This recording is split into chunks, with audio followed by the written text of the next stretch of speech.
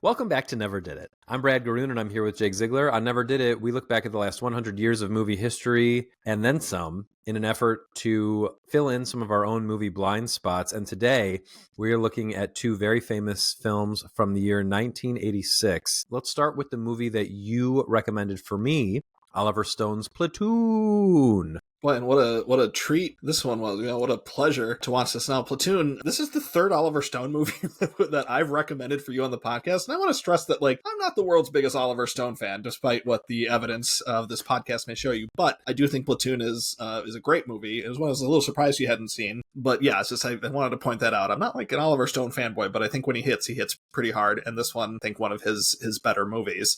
That's why I had recommended it to you. It's, it was the Best Picture winner that year. It's a movie, so it has Willem Dafoe in it. I was trying to explain that to Viv the other day, and she was like, I'm like, no. He's in every movie. You're going to see him a lot. Get used to it, because you kept calling him William, I think. I'm like, no, it's Willem, and he's in everything. So it's funny you say that, because his name is actually William, and yes, and he is in absolutely everything. Although this summer, everyone's trying to say that Pedro Pascal is in every movie, because he is in quite a few movies this summer. Mm-hmm. But he's never going to hit Dafoe. No one can get that high. You were surprised I hadn't seen it. I'm not a war movie fan. Also, evidence on this podcast to the contrary. I think I've liked every war movie we've watched. But clearly it's because I've just been missing the good ones. People love Black Hawk Down. It's probably a good movie. I had a cold when I went to see it, and I slept through most of it. Mm-hmm. It's just not a genre that speaks to me all that much. My dad really likes war movies. I know that that's sort of a stereotype that dads like war movies. I'm not a dad, so I just don't get hyped up for them. I liked Warfare. I saw that this year. Mm-hmm. I liked Civil War. That's not really a war movie. It's sort of a journalism movie, but I liked Platoon. I'm glad I finally saw it. And I only watched Full Metal Jacket for the first time a couple years ago. Oh, really? Yep. On last week's episode, we talked about another Volcano, Dante's Peak, Armageddon, Deep Impact side by side with Kubrick. Kubrick has a lot of these. Yeah. but Full Metal Jacket is the opposite to Platoon, because they came out around the same time. They were both highly regarded, and they were both about young people in Vietnam. So this one, I think, is a tighter story, actually. It is a tighter story. It's more focused. I mean, Full Metal Jacket is very famously two halves, basically, of a movie. There's the boot camp half, and then the half where they go to war. So Platoon, it doesn't do any of the boot camp thing. I mean, it literally drops you into Vietnam, within the first second of the movie is when Charlie Sheen shows up. Charlie Sheen is the lead, just like he was in Wall Street, which we previously covered, which came out the following year to Platoon. So obviously they had Oliver Stone and Charlie Sheen had a pretty good working relationship there. Yeah, he gets dropped into the war right away. We get dropped into it with him. And that's where I think Platoon really succeeds, is that it's just, even though the location is so expansive, I mean, obviously the jungles of Vietnam are huge, and these guys don't know where the hell they're going or what the hell they're doing. Right. But they think they're in Cambodia at one point.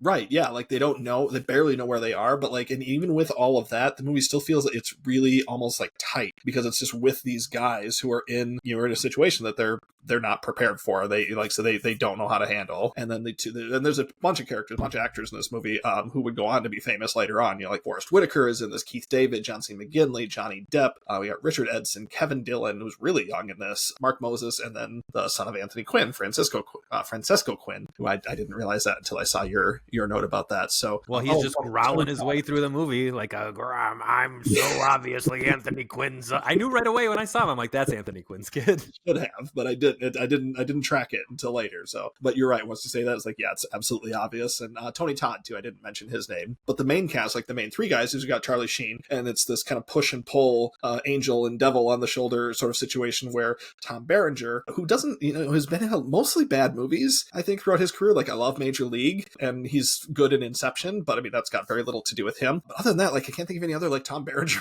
movies I really like, but he's terrific in this. He's kind of the hard-nosed, grizzled, we're going to get him. You feel like he kind of enjoys the killing part of it. And then you've got Willem Dafoe on the other side, who is, still an officer and, still has certain things that he has to do, but he's more of the more understanding, I guess, the more empathetic of them. He's the pot smoker of the group. There's that famous shot where he blows the smoke down the barrel of the gun into Charlie Sheen. So there's that whole sequence. So it's really that kind of push and pull battle between which way is Charlie Sheen going to go? Is he going to become this guy, or is he going to become this guy? And I think that's a really interesting dichotomy to play with. Yeah, I looked it up, and it doesn't seem like Berenger has any personal problems with anyone. So I'm not really sure why that happened. So I like the movie quite a bit. And there's really not much more to say about it. It is about that push and pull that you mentioned, and then Sheen kind of feeling very desperate in Vietnam. And, you know, it's kind of a funny thing because he's a rich kid who went to Vietnam because he didn't think that only poor kids should die in Vietnam, and quickly realizes he shouldn't have done that. But the movie's not even really about that. Like, it doesn't explore that he's any more ill-equipped to handle Vietnam than anyone else who's there. And I don't think that would have made for a better movie, frankly. No. I do like that the way the movie explores like how the black characters are dealing with it differently than the white characters. And they have their group of 4 where they get together, or 4 or 5, and they talk.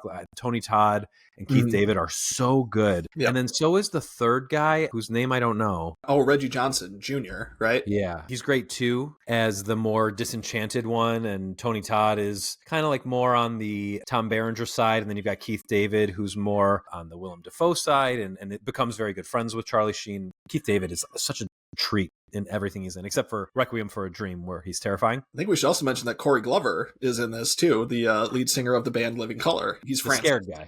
Yep. Yeah. He's actually really good. There's a great scene in a foxhole with him and Charlie Sheen. Incredible. I have a couple little issues with the movie. I'm sad that we don't have Jeff for this week because the narration I thought was almost entirely unnecessary. I thought Charlie Sheen is a better actor than the movie gave him credit for, and was selling most of this stuff with his face. At the end of the movie, he actually says, like, my war was between Willem Dafoe's character and Tom Berenger's character. Am I going to choose one or the other? It's like, we know. We watched the movie.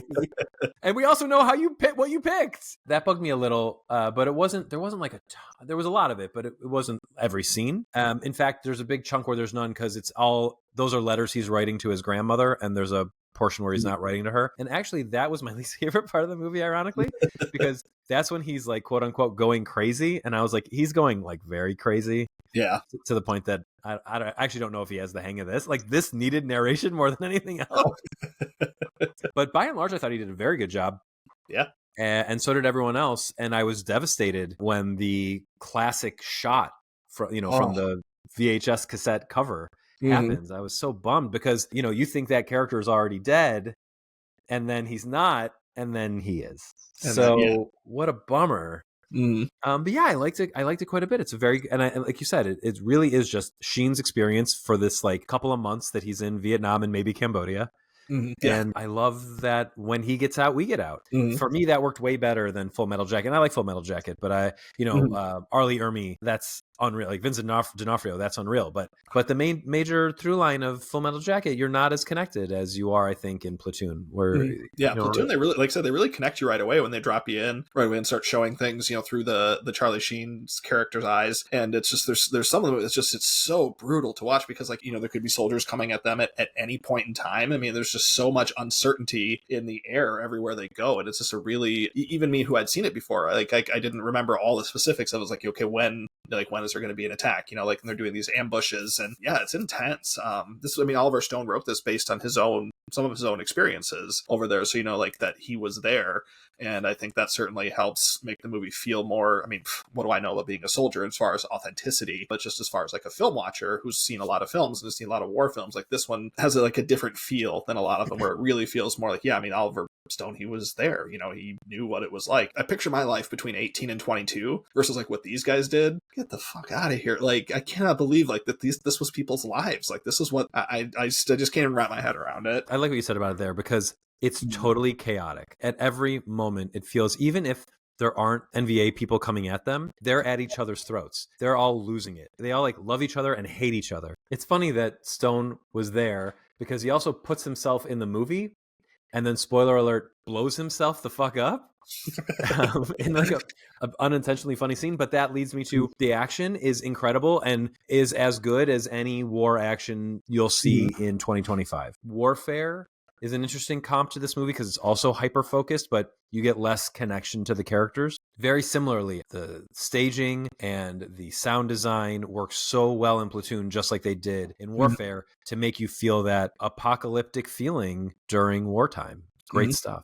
Like, I could die any second. Yeah, and probably will. Like, at every point, I was like, they're all about to die. Yeah. What did you think of baby Kevin Dillon's performance in this movie? It was okay. I don't think Kevin Dillon's ever become that great of an actor. It was okay. It was funny watching this and then realizing where his Johnny Drama character came from. Because, he's like basically playing himself. Yeah. He's the brother of a much more famous actor, but he had his moment. And this was clearly his moment. Yeah. And then nothing came from it. I felt like, you mentioned he looks really young. I thought he was like too small and too young to be playing this person that he plays. Because he's the psychopath, right? Like he's the little junior psychopath who actually likes beating Vietnamese people to death. And I just wouldn't have pegged him as the guy. Whereas then you have Quinn, who's not that guy. And I was like, oh, but he would have made more sense as the guy. And I wonder, too, if, like, just as an actor, maybe if Johnny Depp would have been, if he could have pulled off that character at that time. Maybe. I thought he was very good in his role as the interpreter. Real small, but yeah. Yeah, he was good. I was surprised to see him in this, and I was impressed. Yeah, this was really before he had broken out to him. I think he'd been in Nightmare on Elm Street, the first one at that point, but he wasn't Johnny Depp at that point, obviously, since he's not one of the top billed stars. Right. And you mentioned that this won Best Picture. What other Oscars did it win? It did. It did really well. This was the big winner that year. It was nominated for 8 total. It won Best Picture. Stone won Best Director. And then it also won for Best Sound and Film Editing, which, yeah, I mean, obviously those are pretty obvious. Then it was also had 2 nominations for Supporting Actor because Berenger and Defoe both got nominated and lost, which we'll talk about in a little bit. And then it was also nominated for Best Original Screenplay and Best Cinematography. So it was the top nominee that year, and then like the big winner too. So yeah, and well deserved. Like I said, Oliver Stone is pretty hit and miss, but yeah, like I said, I think this is top tier Stone. Yeah, I think this is probably my favorite of his so far. I mean, I've only seen the 3 that you've recommended for me because I've never seen any other Oliver Stone. Like, never seen like The Doors, which I haven't seen either, but I feel like a lot of people have seen. I'm kind of allergic to him, so no. Yeah, interesting. Yeah, he's actually when he hits pretty good. Like Born on the 4th of July is really good. Never did it.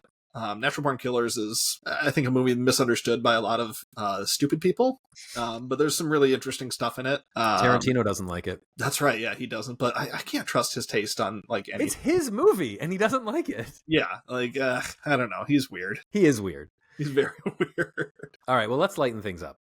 Yes, please. I recommended that you watch a great movie by a disgraced man, Woody Allen's Hannah and Her Sisters. I think for a lot of people, this is the high watermark of Woody Allen films. It's like this and Annie Hall. I watched this. This is very much a Thanksgiving movie. It starts and ends on Thanksgiving. I watched this. It starts and ends again on Thanksgiving. There are 3 Thanksgivings in this movie. And I watched this for the first time right after I met my wife with her family on Thanksgiving. And I was in love with it right away. So it stars the usual crew, Woody Allen as himself, basically, and then Mia Farrow, Barbara Hershey. I think this might be her only Woody Allen movie, but Diane Wiest, who's in tons of Woody Allen movies. Daniel Stern in one of his first roles. Max von Sydow, who I'll talk about why he's here in a second. So great. Maureen O'Sullivan, Carrie Fisher, now proving that she is in 2 of the greatest romantic comedies of all time, between this and When Harry Met Sally. And then, of course, there are 2 Woody Allen characters in this movie, and Michael Caine plays the other one. Yeah, and as I mentioned, when Willem Dafoe and Berenger lost the Supporting Actor Oscar, they lost it to Michael Caine for this movie. Right, and this was, I think, a much more deserved Oscar for him than his later Oscar, which you have complained about many, many times. I have, yeah, and I will continue to do so. Yeah, he's wonderful in this. And there's actually a 3rd Woody Allen character, or someone who usually plays the Woody Allen character in his dramas or would go on to, and that's Sam Waterston. But here he's not playing Woody Allen. He's sort of just like an enigmatic problem for Diane Wiest and Carrie Fisher. And it is about these 3 women, Diane Wiest, Barbara Hershey, and Mia Farrow, who are sisters, and their relationship troubles, because it's a Woody Allen movie. Yeah. And I freaking love it. It's so funny. The jokes work on multiple layers. Caine plays Mia Farrow's husband. Allen plays Mia Farrow's ex-husband as like just sort of a sideways way to get him in the movie. He's not really related to the rest of the plot, but his presence here is actually very important. Mm-hmm. But it's not super related to what's going on. Yeah. At first, he's not super related. Yeah. Mm-hmm. And then Max von Sydow plays Barbara Hershey's boyfriend, live-in boyfriend, and Sam Waterston, as I mentioned, is a guy who shows up in Diane Wiest's life. What did you think of the movie? There's not much plot.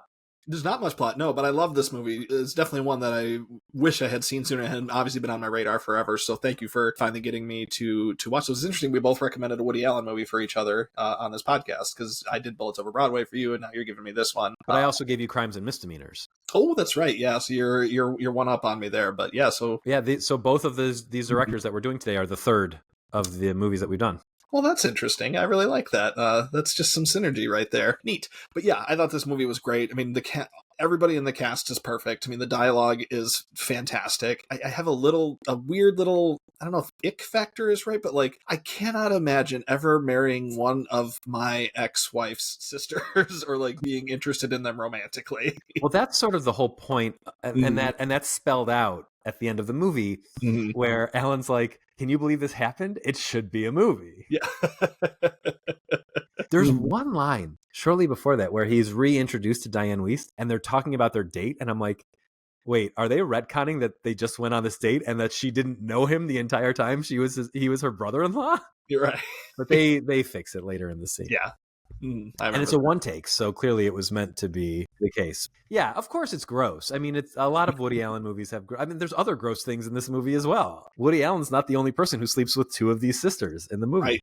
That's kind of Michael Caine's whole thing. That's I mean, that's his goal.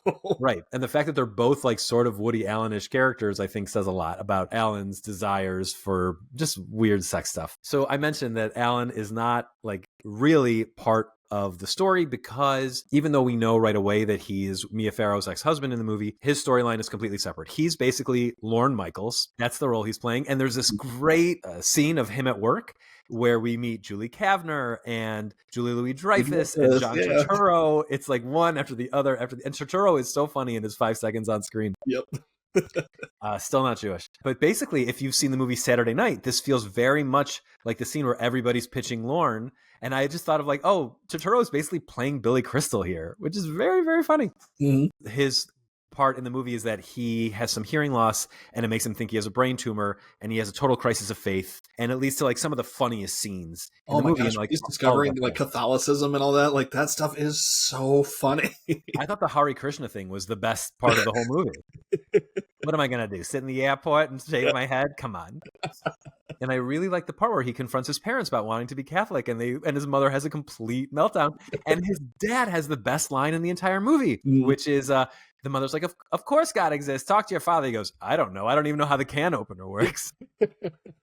And then you have Max von Sydow, who we have to talk about because around this time, Woody Allen was trying to refashion himself as Ingmar Bergman. And he would do that more as he made more serious dramas throughout the 80s. But here he's like, I'm going to take Bergman's most iconic actor and put him in this comedy and make him so unlikable and so absurd. And also just, you get the sense that he's like just such a giant person. Like whenever his hand touches Barbara Hershey's face, I'm like, he's a different species. Get him out of there.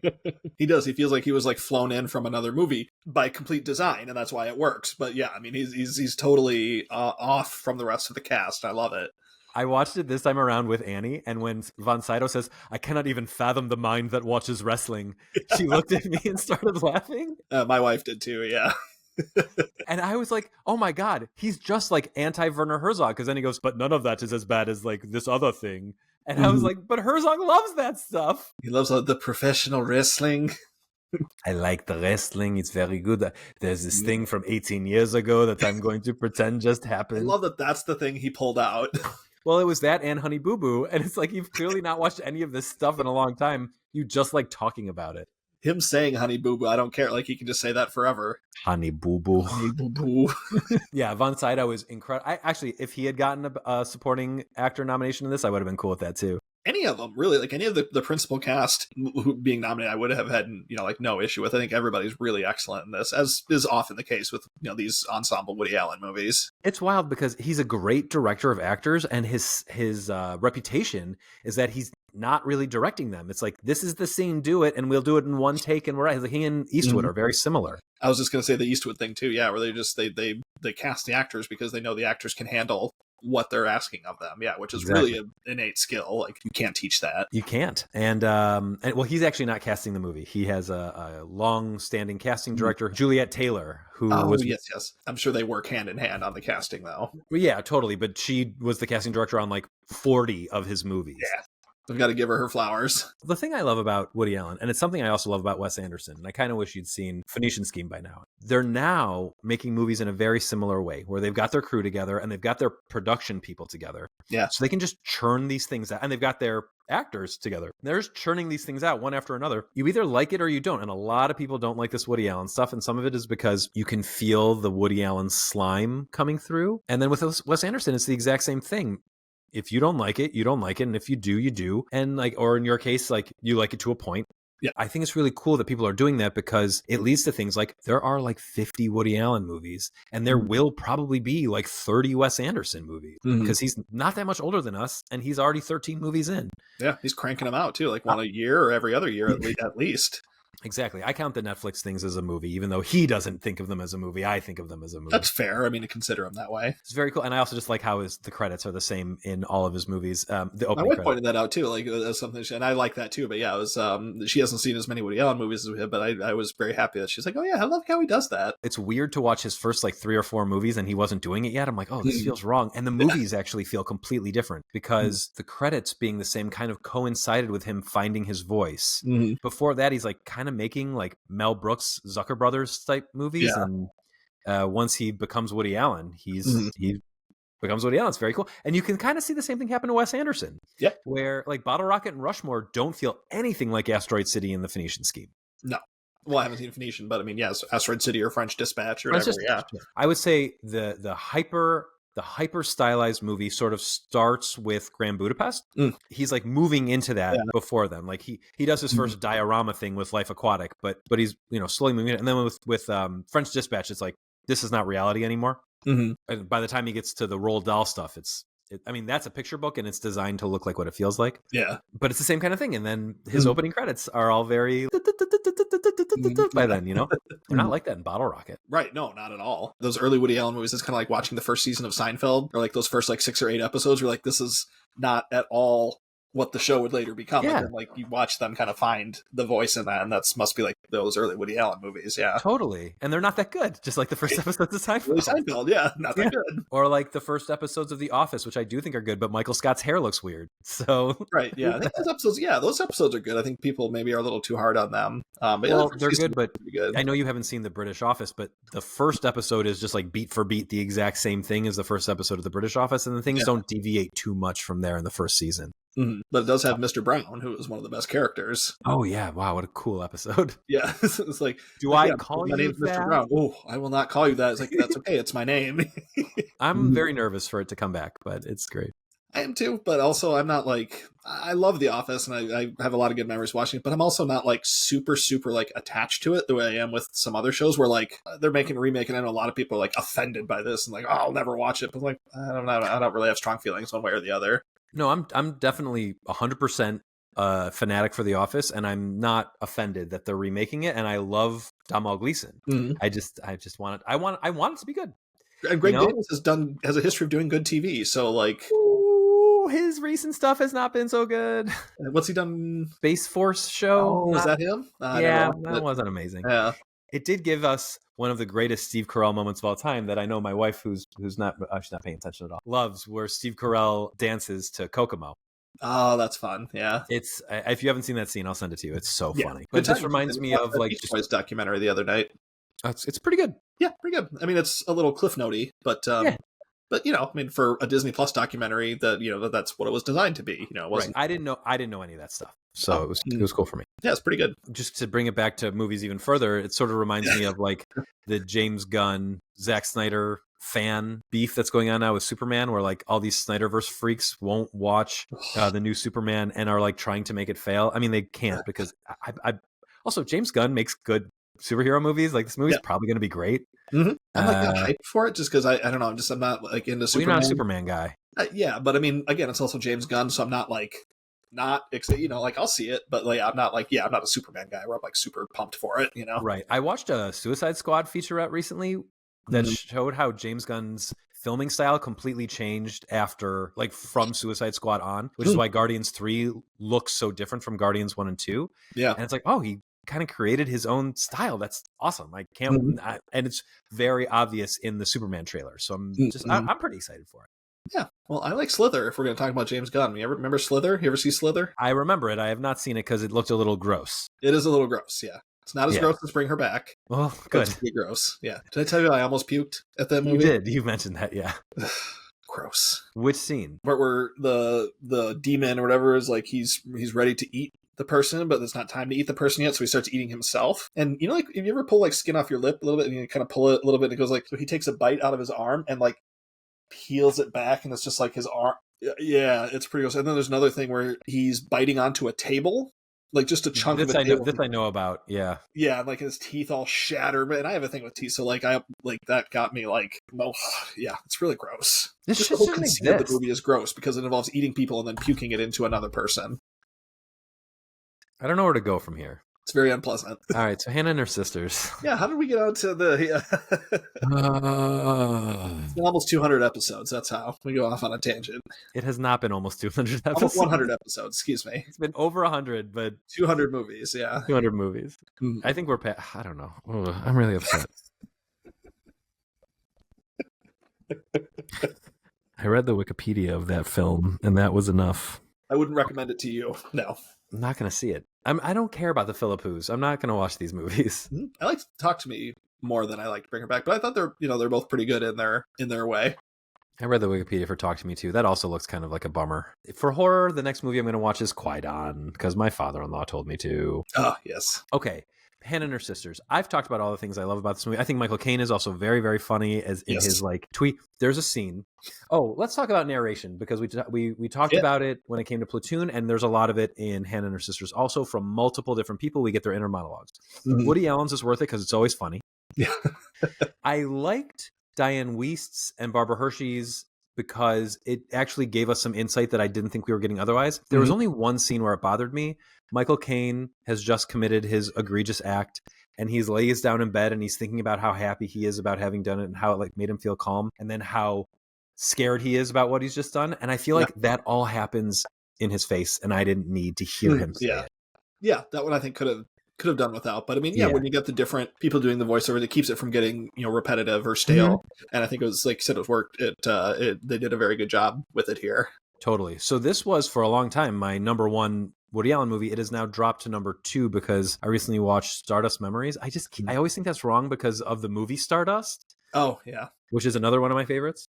Mm-hmm. It's a great one. Anyways, Stardust Memories is now my number 1. I still have a few to get through. Yeah, that's where I'm at with it. Where does you think of the Woody Allen movies you've seen? Where would you say this lands? Certainly top 5. I mean, the ones that we covered on this podcast, Bullets Over Broadway and Crimes and Misdemeanors, are certainly up there for me as well. Love both of those. I mean, Annie Hall, of course, is right up there. I also really like, and I haven't seen nearly as many of them as you have, but I also really like Deconstructing Harry. I think that's so good. There's a lot of really funny stuff in that one. So without looking at his full list, I'd say those are probably like off the top of my head the ones that I like the most. Midnight in Paris, of course, is delightful. Yeah, so I think my top 5 off the top, I know Stardust Memories number 1, Hannah and her sisters number 2, Midnight in Paris probably number 3. Deconstructing Harry is up there. Deconstructing Harry and Stardust Memories are very similar. They're both 8.5 ripoffs. Yeah, I'd like to watch them in Deconstructing Harry again now that I've seen 8.5 again, more recently. Oh, yeah, way worth it. And you should also, if you haven't seen it, watch Steve Martin's LA Story.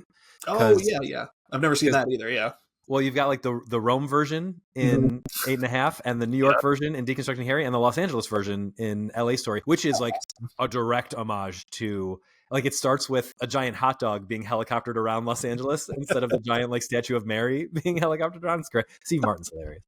I love it. I gotta get that new book of his. I really want to read that. Totally. Okay, cool. Talk about Oscars. I know you said this one, along with Platoon, did very well. I think these were actually the 2 top nominees that year because Platoon was up for 8. Hannah and her sisters had 7 nominations and won 3 of them. So again, another really good performance Oscar-wise there. It was up for Best Picture, Best Actor in a Supporting Role, Michael Caine, which, as we mentioned, he won. Diane Wiest was nominated for and won the Best Actress in a Supporting Role, which she would then repeat that feat in Bullets Over Broadway. So she's got 2 Oscars, both for Woody Allen movies. And then Best Director, Best Screenplay written directly for the screen, which Woody Allen won that one, and he did not show up to accept it. He famously had not been at the Oscars until it was the year after 9/11 that he showed up to like introduce a video package on like New York City or something like that. And I think that's still the only time he went, because I'm pretty sure he wasn't there when Midnight in Paris was nominated either. I think he was like persona non grata by then. I think he was, yeah. But he did win the Screenplay Award that year, and then also it was up for Best Art Direction, Set Decoration, and Film Editing. So good, good tally, good take. Apropos of Allen not showing up, Soon-Yi Previn is in this movie as one of Mia Farrow's Hannah as one of her adopted children. So yeah, just a weird bit of trivia there. Thanks for that. Yeah, I could have not known that. It is the only movie of his that she was in, and it's creepy to see her as a little kid and him as a full-blown adult in this movie. So don't say we never said anything bad about Woody Allen. Do you want to do our top movies of 1986? I would love to. Do you want to go first or should I? I'm happy to go first. All right, you go.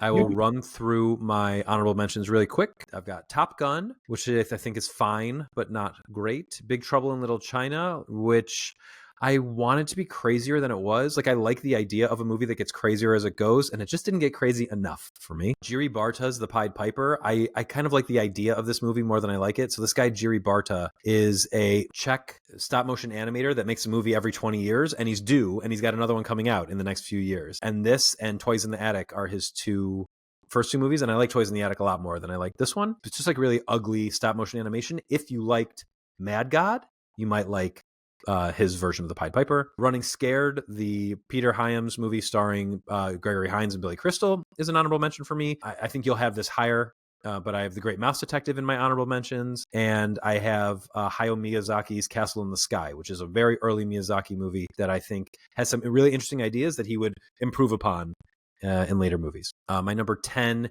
is David Lynch's Blue Velvet, which I find a little underwhelming, but it's a very important movie, and it was interesting to see Lynch getting his gears moving with this one. This came out after Dune. My number 9 is Dead Man's Folly. This is a Peter Ustinov Hercule Poirot movie, one of the lesser ones, but still pretty good, directed by Clive Donner, and also starring Jean Stapleton. How can you go wrong? She's so funny. This is an interesting one. My number 8 is a movie that came out in 1986, but feels like it's a very important movie from the 90s, or a staple of the 90s, but it's called Parting Glances, and it was directed by Bill Sherwood, and it was one of Steve Buscemi's earliest movies. Buscemi, who's like the third lead, is obviously the big breakout from this one, and it's very much like in the swingers. It's got like a big singles vibe, but it's all in black and white. Speaking of black and white, my number 7 is Spike Lee's She's Gotta Have It, which is a movie that I appreciate more than I like because the lead actress, Tracy Camilla Johns, is not very good. This movie looks like a lot like Clerks, but more professionally made. I heard Kevin Smith recently said Clerks is a movie that looks like it was filmed through a glass of milk. This movie is beautifully shot in black and white, and then one crazy Technicolor scene, but she would, I think, be more appropriate on that Clerks level, that Kevin Smith level of acting. But Tommy Redmond Hicks is in this, and he's very good, and so is John Cannon-Terrell and Lee himself, as these three guys who are after this woman and how that love quadrangle, that love square works out. My number 6 is Highlander, which is now being remade by Chad Stahelski, which is part of the reason that Ballerina stinks, because Chad Stahelski didn't make it. He's making Highlander. This movie's absurd.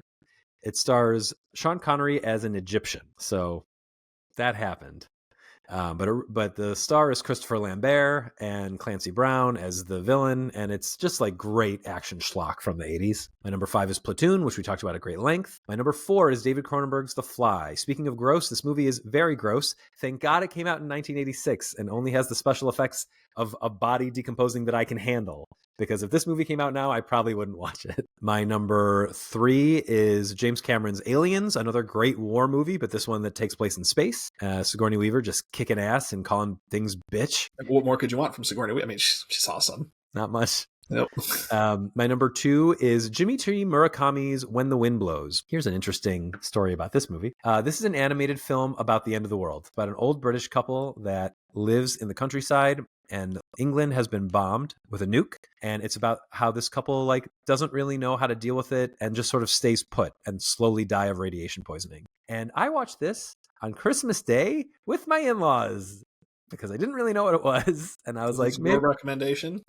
My recommendation. I had it on. How mad were they at you? They were out for a walk, and I started watching it, and they came back and saw that it was animated, and they sat down with me, and about 20 minutes in, they were like, "What is this?"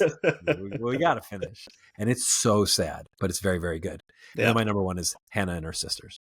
Mm-hmm. All right, I'm going to hit with my top 10. I have a handful of honorable mentions that are, as has happened before, movies that I have marked on Letterboxd because I know I've seen them, just without a star rating because it's been so long since I'd seen them. But here's a handful of movies from '86 that I really like. Number 1, I'm sure this movie is horrible, but are you familiar with the movie Body Slam with Roddy Piper? and like Yeah, Captain Lou Albano and stuff from the 80s. You remember that movie? Yeah, but I didn't give it 3 stars, so it's not on my list. I don't have any stars on it, so I'm going to go ahead and mention it because I remember watching the crap out of it when I was a kid. I'm sure it's awful now. But other movies that are probably not as awful that I liked from this year, you've got Crocodile Dundee, the first one, which I remember really liking as a kid. Labyrinth, which I can't believe I don't have a star rating for, but I mean, I'm comfortable saying it's really good. I also don't have a star rating for it. That's super weird. I love Labyrinth. Who doesn't? I feel like I've rewatched it in the Letterboxd era, but I feel like I have too, but maybe I haven't. But I've got that one, and then The Money Pit, which is a silly Tom Hanks, Shelley Long movie. I love Shelley Long from Cheers, and then Star Trek IV: The Voyage Home, which is okay, but still pretty solid for an early Star Trek movie. And then I don't have Highlander marked as seen, but I know I've seen all the original 3, because there's Highlander and then Highlander 2: The Quickening, which is has nothing to do with either of the first one or the third one. The second one is so out of sorts from the other two, but I definitely know I've seen that one, and I remember liking that a lot too. And then one other final movie I mentioned before I get to my top 10, you had it in yours, is Blue Velvet, which I agree is very important, and it is kind of like a hallmark of David Lynch's style. I just think it's kind of dumb, and I don't like it. There's that. But anyway, my top 10, and there's some movies in here too that they at least have 3 stars, but they're, some people might raise it. I just haven't seen as many movies from 86 as you have. But my number 10 I have is Psycho 3, which is not bad, actually. Psycho 2 is pretty bad, but the third one is decent. I mean, it doesn't have any reason to exist, really. But it's fine. It's actually a solid movie. My number 9 is Three Amigos, which I grew up watching and loving. We've talked about this before, but I don't think anybody who just watched it for the first time this year, especially an adult, would be really into it at all. But I love Steve Martin and Martin Short. Chevy Chase has some really funny lines in it too. That song is dope as hell. Mm-hmm. Yeah, I mean, I think that's true of any Steve Martin movie from the 80s, is if you watched it now, for the first time, you're probably not going to like it. Yep, that's probably true, unfortunately, but I still enjoy it. And this is a weird one. I have number 8. I have a movie that I have since decided I don't like, but at the time I rated it on Letterboxd, I gave it 3.5 stars, and that's Ferris Bueller's Day Off. I just don't think it's that good. Do you want me to edit that out so that you haven't said that on the podcast? Oh, so you don't want me to admit that I don't like Ferris Bueller? Yeah. I feel like that's that could get us some hate comments. Maybe we should edit that out. Well, I'll just mention that I like it a lot. So it wasn't in your list though. I haven't seen it in probably 10 years. So I'm not sure when I assigned it that rating, but I've since decided I don't particularly care for it. I think Ferris is a bad friend. And what's her name is in Life of Chuck? Mia Sara. Yeah, it took me a minute to place her too, but I was really excited when I saw it. Because then I realized I've only seen her in Ferris Bueller and Time Cop, and then now Life of Chuck. I haven't seen her in any other movies. Well, those are the 3, and Time Cop is so important for Mia Sara fans. It is, yes. Actually, to see Ferris Bueller and get a crush on Mia Sara, and then to see Time Cop, and holy crap, it's oh, this is allowed? 8 years later, yeah. So it was perfect. I had a really hard time taking in that she was playing a grandma. That bothered me a lot. It did, but it's fine. If you really think about it, that's what she should be. and she was the grandmother to a little kid, so it wasn't and she's good in that movie. Yeah, she is. I mean, she's acting opposite Mark Hamill, so how could you not look good? Right. Guys, Mark Hamill's not a good actor. We're just saying it. I don't see a lot of evidence to support the contrary. Any horse, that's where I had Ferris Bueller's Day Off, which I know mileage may vary. Most people really, really love that movie, but it just doesn't do a whole lot for me. Number 7, I have Top Gun, which, is just a lot of fun. It's silly, it's goofy, but I really enjoy it. Number 6, I have, as you mentioned, The Great Mouse Detective. I've watched that with my daughter in the last couple of years, probably, and I do really enjoy it. It's a good little detective story. Number 5 is I have The Color of Money. Great Scorsese movie, great performances by Paul Newman, as we learned was his first Oscar win, and Tom Cruise also is just really, really good in this movie. And it's just a cool pool shark movie, and it feels a little different than a lot of Scorsese's other movies. My number 4, I've got Hannah and Her Sisters, which again I just think, as we talked about at great length, it was really, really funny. One of the better Woody Allen movies. My number 3, I'm cheating. I have another concert movie that just blew my mind. It was broadcast on TV in the 80s. It's a Neil Young concert film. Neil Young and Crazy Horse live in a rusted out garage. It's like a 3-hour concert. They're just cranking through the hits. They stage the police coming in to break up the show and everything. It's a whole thing. If you're a Neil Young fan, it's part of his archives box set volume through that big one that I had at my house. Remember you saw that really big one? It was one of the things that was released in there for the first time since it was broadcast on TV. I really love it. I don't normally rank concert movies in there, but I needed a top 10, so I put it in there. Then my number 2 is Aliens, as you mentioned, James Cameron's sequel to the Ridley Scott original. It's fantastic. It's Sigourney Weaver is great in it. The action scenes are great. It's scary. Very, very cool. And then my number 1 is Platoon, which I think is one of the best war movies ever made. All right, so that will do it. That's a good list. I was a little disappointed that you didn't say Radigan, because you said that on a previous on our Disney episode, and I just like the way you said it, and I laugh about it a lot. Oh, good. Okay, so we will be back next week because, and I can say this without even looking, because we only have 3 years left to do on this podcast. Crazy. We'll be back next week with a couple of films from the year 1946, which will technically be our 100th year episode. Because of how we do this podcast, we will finish with our 102nd year episode, because it's taken us 2 years to do this.